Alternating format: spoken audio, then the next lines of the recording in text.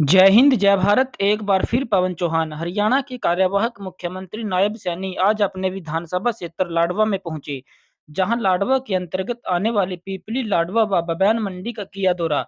पीपली अनाज मंडी का निरीक्षण करने के बाद नायब सैनी ने अधिकारियों को धान की खरीद को लेकर सख्त निर्देश दिए और कहा कि किसानों को किसी भी प्रकार की परेशानी नहीं होनी चाहिए। इस दौरान मुख्यमंत्री ने किसानों से बातचीत की। मुख्यमंत्री ने पत्रकारों से बातचीत करते हुए कहा कि उन्होंने शिकायत मिल रही थी कि किसानों की फसल एमएसपी से कम दाम पर खरीदी जा रही है, जिसको लेकर आज अधिकारियों को सख्त निर्देश दिए गए। इस प्रकार की कोई भी शिकायत दोबारा नहीं आनी चाहिए। इसी के साथ जिन व्यापारियों ने किसान की धान को कम रेट पर खरीदा है, उनके खिलाफ कार्रवाई की जाएगी। और तस्वीरें आप देख सकते हैं, मुख्यमंत्री नायब सैनी जी किस प्रकार जो है दौरा करते हुए। इस समय की आपको पीपली से तस्वीरें इस समय दिखाई जा रही है। न्यू ग्रेन मार्केट पीपली आप देख सकते हैं तस्वीरों में मुख्यमंत्री नायब सिंह सैनी जी किस प्रकार मंडी का दौरा करते हुए और बातचीत करते हुए आपको नजर आ रहे होंगे। फसल क्योंकि मंडी में आ रही है धान की फसल, और उसको लेकर के आज हरियाणा प्रदेश के अंदर हमारे सभी नवनियुक्त विधायक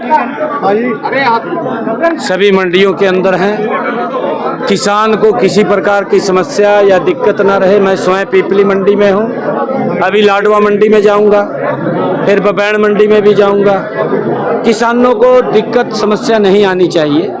जो पैरामीटर्स बने हुए हैं 17 मॉइस्चराइज से नीचे या 17 मॉइस्चराइज किसी की है, एक भी ढेरी मंडी में दिखाई नहीं देनी चाहिए। अधिकारियों को कहा है एक एक दाना वो किसान का उठान भी और उसको भरना भी और उसका पेमेंट भी। मुझे अभी तक हरियाणा प्रदेश की जो मंडियां हैं उसके अंदर हमारा जो परचेज हुआ है लगभग 5 लाख मीट्रिक टन हमने यहाँ पर परचेज किया है। 5,32,000 मीट्रिक टन परचेज किया है, जिसमें से 1,59,000 हमने उठान भी किया है, और बाजरे का भी 1,31,384 मीट्रिक टन हमने परचेज किया है।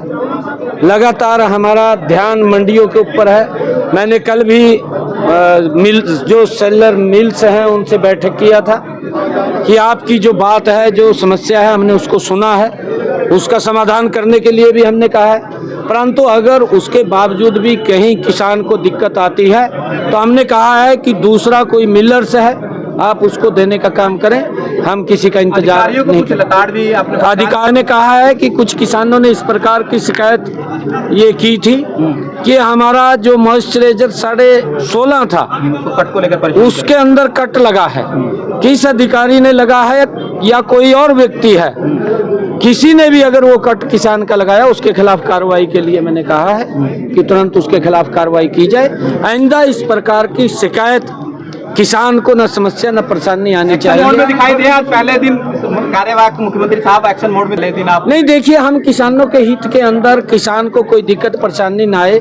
हम इलेक्शन चल रहा था, इलेक्शन के अंदर बिजी थे और मौसम भी लगातार खराब था, परंतु जब हमारे किसान की कोई डेयरी उसके अंदर मॉइस्चराइज कम है, हमने सभी व्यवस्था की। एमएसपी के ऊपर खरीदने की हमने बात कही है। एमएसपी से 1 पैसा भी कम अगर कोई किसान शिकायत करता है तो हम उस अधिकारी की जिम्मेवारी है उसके खिलाफ। एक दूसरे के ऊपर आरोप लगा रहे हैं, कह रहे हैं कि बापू बेटे ने सबको हो रहा है, गोकी हो या वीरेंद्र राठौर हो। नहीं, देखिए, क्योंकि कांग्रेस परिवारवाद के अंदर फंसी हुई पार्टी है और भ्रष्टाचार की दलदल में फंसी हुई पार्टी है।